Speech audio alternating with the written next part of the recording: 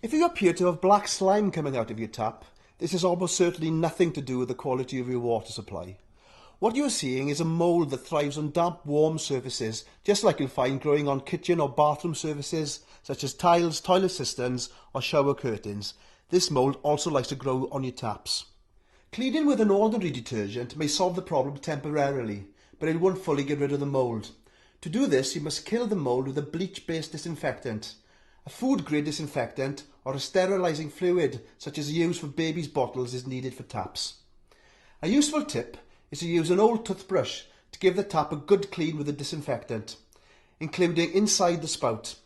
Then let the tap run to wash away the disinfectant and mould. This should sort the problem out, but if it doesn't, then please call us for further advice on 0800 052 0130.